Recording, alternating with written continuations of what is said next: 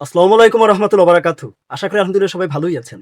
আপনারা যারা মানে পে স্কেল নিয়ে অনেক ধরনের টেনশনে আছেন, আজকে ১লা জুলাই ২০২৬ সাল। তো আলহামদুলিল্লাহ মহান আল্লাহর অশেষ রহমতে আজকে থেকে আমরা ৮ম পে স্কেলের ওই যে অভিশাপ, সেই অভিশাপ থেকে মুক্তি পেয়ে ৯ম পে স্কেলে পদার্পণ করলাম মহান আল্লাহর অশেষ রহমতে। ঠিক আছে? তো ৯ম পে স্কেল ২০২৬ সম্পর্কে আপনাদের অনেকগুলো কনফিউশন আছে। সেই কনফিউশনগুলো দূর করতেই মূলত আমার আশা। আগে কি কথা বলবো সেগুলো একটু বলে নিই আপনাদেরকে। আগেও ২ টা ভিডিও দিয়েছি, আপনারা দেখেছেন, সেখানে আমি টোটাল সবকিছু আলোচনা করেছি এবং আমি অথেন্টিক কোনো সোর্স ছাড়া আপনাদের সামনে আসি না। এটা নিশ্চয়ই আপনারা বুঝতে পেরেছেন। তো আজকে যে বিষয়গুলো আলোচনা করব, এই বিষয়গুলো আলোচনা করার জন্য আমি ডেইলি ইত্তেফাক, আপনার প্রথম আলো, সময় নিউজ, তারপরে হচ্ছে আপনার কালবেলা, আরো অনেকগুলো নিউজ, প্লাস হচ্ছে আপনার কয়েকটা অনলাইন যেসব পোর্টালগুলো আছে সেই সব জায়গাগুলো থেকে বিশ্লেষণ করে যে তথ্যগুলো আমি পেয়েছি সেগুলো নিয়েই আপনাদের সামনে এসে আজকে অন্তত হাজির হয়েছি মহান আল্লাহর অশেষ রহমত।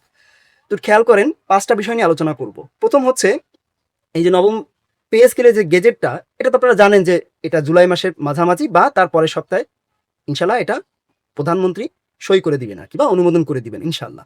এইগুলো নিয়ে আলোচনা আগে করেছি, এখন এটা করবো না। তো ২ ধাপে এই জুলাই মাসে এই গেজেট কার্যকর হলে প্রথম ধাপে ১০০% আমরা বেসিক পেতে যাচ্ছি, বা ১০০ থেকে ১৩০%-এর মধ্যে। প্রথমে যদিও বলা হয়েছিল ১০০ থেকে ১৪২% বাড়ানো হবে বর্ধিত বেতন, সেটা না করে ১০০ থেকে ১৩০%-এর ভিতরে বেতন বাড়ানো হবে। সেক্ষেত্রে এর মানে কি, কিভাবে বাড়ানো হবে, কোন সিস্টেমে বাড়ানো হবে, এ নিয়ে আপনাদের অনেক সমস্যা। দ্বিতীয় হচ্ছে টোটাল কত বেতন পাবেন বা আমরা পাবো। তৃতীয় হচ্ছে কোন হিসেবে বেতন পাবো, বুঝতে পেরেছেন? চতুর্থ হচ্ছে ইনক্রিমেন্টটা কি যোগ হবে কি হবে না। আর পঞ্চম যে বিষয়টা তা হচ্ছে আমাদের কি আবার পে ফিক্সেশন করতে হবে, নাকি এটা অটোমেটিক ভাবে বা আপনার অটোমেটিক্যালি, যেটাই বলেন আসলে উচ্চারণে বেঁধে গেছে, তো অটোমেটিক্যালি এটা হয়ে যাবে। ঠিক আছে, মাফ করবেন। তো এই ৫টা বিষয় নিয়ে আমি আজকে আলোচনা করবো ইনশাল্লাহ।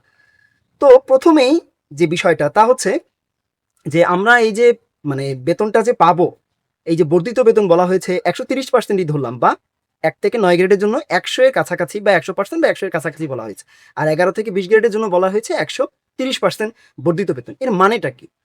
এর মানে হচ্ছে এমন না যে আপনার যে পে কমিশন যে বেতন স্কেলটা মানে তৈরি করে দিয়েছিল, অর্থাৎ সর্বনিম্ন ২০ গ্রেডের জন্য ২০ গ্রেডের জন্য সর্বনিম্ন বেতন হচ্ছে আপনার ২০,০০০ টাকা। এটা বলা হয়েছিল না? এর মানে এমন না যে এই ২০,০০০ প্লাস ১৩০%, এমন নয়। এইটা কিন্তু আপনাদের বুঝতে হবে। ২০,০০০ প্লাস ১৩০% নয়। তাহলে কিন্তু বিশাল ব্যাপার। সেটা কোনোদিনও সম্ভব না। এটা হচ্ছে কি যে মূল বেতন যেটা দেয়া হয়েছে, যেটা ছিল আর কি ৮ম পে স্কেলে, তার ১৩০%। তার মানে একজন ২০ গ্রেডে কর্মকর্তা ৮,২৫০ টাকা পেতেন। এটার যদি ১৩০% আপনি করেন, তো দেখা যাচ্ছে ১৯,০০০ সামথিং হয়। বুঝতে পেরেছেন? ঠিক আছে, ১৯,০০০ সামথিং হয়। সেইটার সাথে সেইটাকে ওইটা না রেখে ওই ২০,০০০-এর একটা আপনার একেবারে বলতে পারেন যে একটা রাউন্ড ফিগার রেখে বেতন স্কেলটা হতে যাচ্ছে, বা ২০,০০০-এর কাছাকাছি যেটাই বলেন। বুঝতে পেরেছেন? এইরকমই স্কেলটা আসবে। অর্থাৎ ২০,০০০ থেকে শুরু হচ্ছে। এগুলো নিয়ে আমি আরো হিসাব নিকাশ আপনাদেরকে বলবো। এখন আমি ওই টোটাল কত পাবেন, কোন হিসেবে পাবেন সেখানে যাওয়ার আগে আর কিছু জরুরি জিনিস আলোচনা করি, তাহলে ওখানে গেলে শেষের দিকে গেলে ভালো হবে। তা হচ্ছে আপনার ইনক্রিমেন্টটা যোগ হবে কিনা। দেখুন, প্রত্যেকটা পে স্কেল হোক আর যেটাই হোক, ইনক্রিমেন্ট হচ্ছে বাৎসরিক প্রাপ্তি, অর্থাৎ প্রতি বছর গেলে এটা যোগ হয়। ঠিক আছে, এবং সর্বনিম্ন ইনক্রিমেন্ট পেতে ৬ মাস সময় লাগে, যারা প্রথম চাকরিতে ঢোকেন আর কি, সরকারি চাকরিতে। এটা আপনারা নিশ্চয়ই জানেন। তো সেক্ষেত্রে এটা তো থাকবে, এটা কেন বাড়বে না? প্রথম কথা হচ্ছে তাই, এটা নর্মালি যেভাবে বাড়ে সেভাবে বাড়বে, সেভাবেই চলবে আর কি। এবং সবচেয়ে বড় কথা হচ্ছে এই ইনক্রিমেন্টটা যখন বাড়বে, সেটা কিন্তু যে বর্ধিত বেতনটা আপনি পাচ্ছেন না, তার উপরেই বাড়তেছে। অর্থাৎ আপনি ওই যে বর্ধিত ১৩০% যদি পান, ধরেন আপনি ২০ গ্রেডের কর্মচারী, তাহলে আপনি যে বর্ধিত বেতন পেয়েছেন, ধরেন ২০,০০০ টাকাই ধরলাম, ওই ২০,০০০-এর ধরেন আপনার ৫% হতে পারে কি ১০% হতে পারে, এইটা গেজেটে উল্লেখ থাকবে। কিন্তু ইনক্রিমেন্ট ইনশাল্লাহ আপনারা পাবেন, এবং ইনক্রিমেন্ট পাওয়ার সম্ভাবনা ৯৫% সত্য। যদি সরকার কোনো কারণে ইনক্রিমেন্ট না দেয় সেটা আলাদা কথা। তবে এটা যেহেতু বাৎসরিকভাবেই হয়, এটা যদি না হয় তাহলে ওই আইবাস সিস্টেমে মানে অনেক কারিগরি ত্রুটি হবে, কারণ সব গুলিয়ে যাবে। বুঝতে পেরেছেন? সো এটা হওয়ার সম্ভাবনাই ৯৫%, বলতে পারেন 100%। যা হোক, যদি কারো দ্বিমত থেকে থাকে আপনারা আপনাদের রিজনগুলো আমাকে দেখাতে পারেন। যদি আমি ভুল বলে থাকি আমি ইনশাল্লাহ শুধরে নিব। ঠিক আছে? তবে যতটুকু তথ্য পেয়েছি সেইভাবে বললাম। এটা গেল। এর পাশাপাশি যারা নতুন জয়েন করেছেন, ঠিক আছে, আমি এবার পে ফিক্সেশনে আসি আর কি, সরি। তো পে ফিক্সেশন করতে হবে কি হবে না এটার বিষয়ে কথা বলেছিলাম যে পে ফিক্সেশন কি অটোমেটিক্যালি হয়ে যাবে, নাকি আপনার আমাদের আবার নতুন করে করতে হবে। দেখুন, যারা আমি যতটুকু জেনেছি, যারা অলরেডি চাকরি করতেছেন, তাদের আর অটোমেটিক্যালি করার দরকার নাই। বুঝতে পেরেছেন? সরি, মানে তাদের আলাদা করে করার দরকার নাই। I am really sorry. কথাগুলো বেঁধে যাচ্ছে। আসলে অফিস করে এসেছি। খুব মানে বেঁধে যাচ্ছে আমার কথা। আমার মাফ করবেন। এরকম বেঁধে যায় না সাধারণত। তো পে ফিক্সেশন যারা আমরা সরকারি কর্মচারী আছি, আমাদের এটা চাকরি করা যারা অবস্থায় আছেন তাদের অটোমেটিক্যালি এটা হয়ে যাবে, যতদূর আমি জেনেছি। আর যারা নতুন জয়েন করতেছেন তারা এই নবম পে স্কেল অনুসারে পে ফিক্সেশন করবেন। বুঝতে পেরেছেন? এবং তাদেরটা কিন্তু তখন কিন্তু তাদের কিন্তু যারা নতুন কেবল জয়েন করবেন তাদের কিন্তু ইনক্রিমেন্ট যোগ হবে না। ৬ মাস পরে যোগ হবে। বাট তারা পে ফিক্সেশন তাদের করতে হবে। আর বাকি যারা আছেন তাদেরটা অটোমেটিক্যালি হওয়ার সম্ভাবনাই বলতে পারেন 95% না 100%, যেটাই বলো। এইটা গেল। এবার আসেন হচ্ছে টোটাল কত বেতন পাবো আর কোন হিসেবে বেতন পাবো, এই না? আমি ভাতার বিষয়ে আলোচনা এর ভিতরে করে দিব, তখন আপনারা বুঝতে পারবেন যে কেন আমি ভাতার বিষয়টা এখন আলোচনা করতেছি না। দেখুন, যারা ধরেন আপনি একজন ২০ গ্রেডের কর্মচারী, বুঝতে পেরেছেন? তো সেক্ষেত্রে আপনার যদি এই নতুন সিস্টেমে যদি বেতন হয়, সেক্ষেত্রে আপনার বেতন ছিল অষ্টম পে স্কেলে ৮,২৫০ টাকা, সেটা বেড়ে হয়েছে ধরেন আপনার রাউন্ড ফিগার ২০,০০০ টাকা। এবং তাই যদি হয় তাহলে বেসিক স্যালারি হচ্ছে আপনার ২০, অর্থাৎ ওটা কিন্তু ১৩০% বর্ধিত হারে মিলে ২০,০০০, ওইটাই টোটাল। এর পাশাপাশি আপনি পাবেন হচ্ছে আপনার যে বাড়ি ভাড়া, অর্থাৎ বাড়ি ভাড়া পাবেন 50%, সেক্ষেত্রে সেটা ১০,০০০ টাকা। এটা কিন্তু বাড়ানো হচ্ছে না, বলা হয়েছিল বাড়ি ভাড়াটাও বাড়ানো হবে, কিন্তু সরকার কিন্তু বলেছে যে প্রথম ধাপে ভাতাগুলো না বাড়িয়ে সেটাকে দ্বিতীয় ধাপে মানে দ্বিতীয় অর্থবছর থেকে বাড়ানো হবে। অর্থাৎ প্রথম ধাপে যে ভাতা আপনি অষ্টম পে স্কেল অনুসারে পাচ্ছিলেন, অর্থাৎ যে হারে আর কি, যে হারে 50% হারে, বুঝতে পেরেছেন? ২০ গ্রেডের কর্মচারী সেক্ষেত্রে সেটা সেইভাবেই পাবে। সেক্ষেত্রে সেটা আসে হচ্ছে আপনার ১০,০০০ টাকা। বুঝছেন? যদি এটা পরবর্তী যখন বাড়ানো হবে ভাতা পরবর্তী অর্থ বছর, তখন আরো বাড়বে, অর্থাৎ পার্সেন্টেজও বাড়বে। ইচ্ছা আছে সরকারের, সুপারিশও সেরকম, সেক্ষেত্রে আরো পাবেন। চিকিৎসা ভাতা ১৫০০ই আছে, ওটা যেভাবে আগে ছিল সেরকমই আছে। গেল এটা। ওটা বাড়ানো হবে কিনা এটা বলা যাচ্ছে না। আর টিফিন ভাতা এবং যাতায়াত ভাতা দেওয়ারও কথা আছে, ঠিক আছে? তো সেক্ষেত্রে টিফিন ভাতাটা আগে যেটা পেতেন সেটাকে বাড়িয়ে ১,০০০ টাকা করার সুপারিশ আছে, কিন্তু যাতায়াত ভাতাও অনেকটা বাড়বে, কিন্তু সেটা এই বছরই হবে কিনা এখনো গ্যারান্টি, মানে এখনো এই বিষয়ে কোনো গ্যারান্টি বা কোনো ধরনের কোনো আলোচনা শিওরলি আসেনি।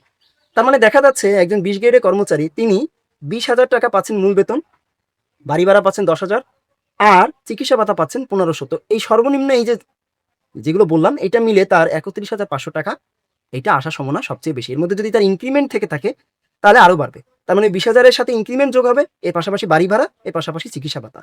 বুঝতে পেরেছেন? তাহলে আরো দেখা যাচ্ছে আরো অনেক দূর যাবে। যে যতদূর চাকরি করেছেন সেইভাবেই বাড়বে আরকি। আমি জাস্ট যিনি বর্তমানে কোনো ইনক্রিমেন্ট ছাড়া চাকরি করছেন ২০,০০০ টাকা দিয়ে, যার বেতন শুরু হচ্ছে তারটাই বললাম। অর্থাৎ ৮,২৫০ টাকার হিসেবে আগের পে স্কেল। এই গেল এটা। এবার আসেন হচ্ছে আপনার তাহলে উৎসব ভাতা কি পাবেন? দেখুন, উৎসব ভাতা যেভাবে ছিল ওটাই আছে। অর্থাৎ আপনার যে 100% আপনি উৎসব ভাতা পেতাম সেটাই পাবো। অর্থাৎ সেক্ষেত্রে আপনার আগের পে স্কেলে যেটা আপনার বেতন ছিল সেটা তো পেতেন ২০ গ্রেডে যদি আপনি হন। তাহলে বর্তমান পে স্কেল অনুসারে ২০,০০০ টাকায় আপনি উৎসব ভাতা পাবেন। তার মানে ২ উৎসবে আপনি ২০, ৪০,০০০ টাকা ইনশাল্লাহ পাবেন। এটার কোনো চেঞ্জ নাই। এবার আসেন হচ্ছে বৈশাখী ভাতায়। দেখুন, বৈশাখী ভাতা বাড়ানোর চেষ্টা চলতেছে। বুঝতে পেরেছেন? এবং সেটা যদি হয় তাহলে সেটা চলে যাবে হচ্ছে পরবর্তী অর্থ বছরের জন্য, অর্থাৎ পরবর্তী ধাপে। সেটা এখন বাড়বে না। এখন যা ছিল বৈশাখী ভাতা আপনার, অর্থাৎ বৈশাখী ভাতা ছিল ২০%, তো সেই হারেই আপনি পান। অর্থাৎ ২০,০০০-এর 20%, ওই আগের পে স্কেলে 20% না, ২০,০০০-এর উপরে 20% পাবেন। এই ছিল মোটামুটি এই ভাতার বিষয়ে আলোচনা। তো আশা করি আপনারা বুঝতে পেরেছেন। আর ইনক্রিমেন্ট যদি চক্রবৃদ্ধি হারে বৃদ্ধি পায় সেক্ষেত্রে ওই ২০,০০০-এর উপরেই পরবর্তীতে চক্রবৃদ্ধি হারে বৃদ্ধি পাবে। আর যদি সরকার মনে করে ইনক্রিমেন্টের হারও বাড়াবে তাহলে আরো বৃদ্ধি পাবে। বুঝতে পেরেছেন? গেল এটা। আর এখানে আর আপাতত কোনো আলোচনা নাই। আর হচ্ছে পেনশনভোগীদের বিষয়ে যদি বলি, দেখুন আমি পেনশনভোগী যারা আছেন এবং যারা পিআরএল এ আছেন তাদের বিষয়ে আমার আলোচনা করার অনেক ইচ্ছা আছে। ঠিক আছে? আমি তা নিয়ে কাজ করতেছি। বুঝতে পেরেছেন? তো আশা করি আমি সেটা নিয়েও সামনে ইনশাআল্লাহ আসতে পারবো। আপনারা দোয়া রাখবেন। তো আজকে যেটুকু ছিল সেগুলো এগুলো ছিল। আশা করি এর ভিতর থেকে আপনারা অনেক তথ্য পেয়েছেন যে কিভাবে আসলে আপনাদের বেতনটা পেতে যাচ্ছেন। অনেকে এরকমও বলেছে যে আমি ২০,০০০ পাচ্ছি, তার সাথে আবার ওই যোগ হয়ে এইটা হবে, আবার কি একটা বিয়োগ দিয়ে তার সাথে আবার সেটা যোগ হবে। আসলে মনে হয় না এরকম হবে। সেরকম হলে তো ভাই ২০ গ্রেডের কর্মচারী চলে যাচ্ছেন প্রায় ৫০,০০০ এর কাছাকাছি বেতন তার। এটা এটা কোনদিনও সম্ভব না।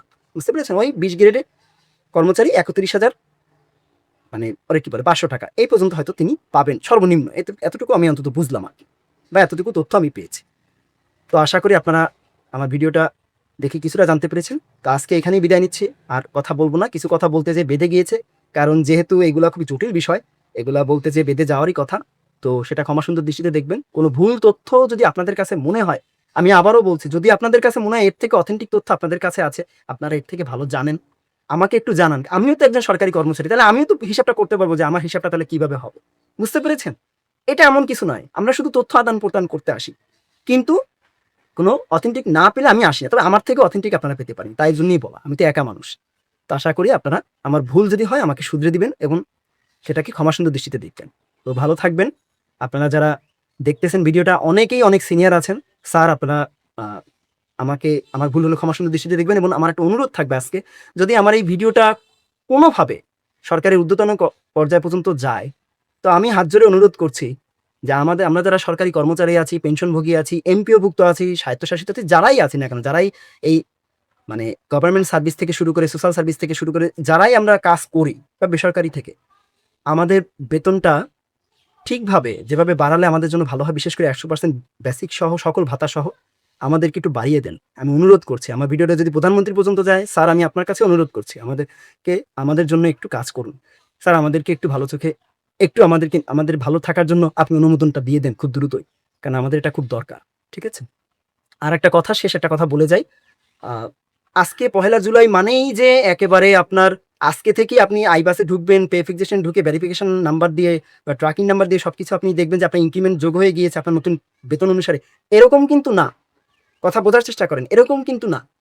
এটা যেদিন থেকে চালু হবে, গেজেট হওয়ার পর থেকেই শুরু হবে। তবে গেজেটটা যেহেতু জুলাই মাসেই আসতে যাচ্ছে, সেক্ষেত্রে ওই বেতনের সাথে তখন ওটা অ্যাডজাস্ট করাবে। এখনই আপনি আজকে গেলেই এগুলো পাবেন না। বুঝতে পেরেছেন? তাই এগুলো নিয়ে এত বিভ্রান্ত হওয়ার কোনো প্রয়োজন নাই। ওই যেদিন থেকে শুনবেন গেজেট হয়েছে, দেখবেন যে তার ২-৪ দিনের মধ্যে আইবাসে সবকিছু অটোমেটিক্যালি সেগুলো অ্যাটাচড হয়ে গিয়েছে। তখন আপনি সবকিছু পাবেন। আর অবশ্যই যে যার কপি, ইনক্রিমেন্টের কপি আপনারা অবশ্যই যেভাবে আপনাদের এনআইডি নাম্বার বা ভেরিফিকেশন নাম্বার দিয়ে যেভাবে ইনক্রিমেন্টের কপি সংগ্রহ করতে হয়, সেটা সংগ্রহ করে রাখবেন। কারণ পরবর্তীতে যখন আপনি অবসরে যাবেন, সবগুলো কপি কিন্তু এগুলো কিন্তু মাঝে, মাঝে এমনও হয় যেগুলো দেখাতেও হয়। বুঝতে পেরেছেন? আপনারা আমার থেকে ভালো জানবেন বা এগুলো নিজেদের কাছে সংগ্রহে রাখা ভালো। আমি কিভাবে বেতন নিচ্ছি, কিভাবে কি হচ্ছে, আমার কোথায় বৃদ্ধি হলো, এটা রাখা ভালো। আর যারা ১ম ইনক্রিমেন্ট পেতে যাচ্ছেন, ঠিক আছে? যারা আগে পরে পান নাই, এটা কিন্তু অবশ্যই আপনাদের আপনাদের যে উপজেলা যে হিসাব রক্ষণ অফিস আছে, সেখান থেকে আপনাদের ১ম ইনক্রিমেন্টের কাজটা কিন্তু করিয়ে আনতে হবে। এটা কিন্তু অটোমেটিক্যালি যোগ হয় না। ১ম ইনক্রিমেন্টের বিষয়টা সাধারণত ওই অফিসে যোগাযোগ করতে হয়, তাদের সাথে কথা বলতে, তারা বাড়িয়ে দিবে। কিন্তু যোগাযোগ না করলে দেখা যাচ্ছে ইনক্রিমেন্ট এটা যুক্ত হয় না। যতদূর আমি জানি আর। ঠিক আছে? আমি এভাবেই করেছিলাম। এবং আমার ৬ মাস পরে সেটা ইনক্রিমেন্টটা যোগ হয়েছিল। এই কাজটা আপনারা করবেন আরকি। ওকে? তো ভালো থাকবেন। বিদায় নিচ্ছি। আল্লাহ হাফেজ। আসসালামু আলাইকুম ওয়া রাহমাতুল্লাহি ওয়া বারাকাতুহু।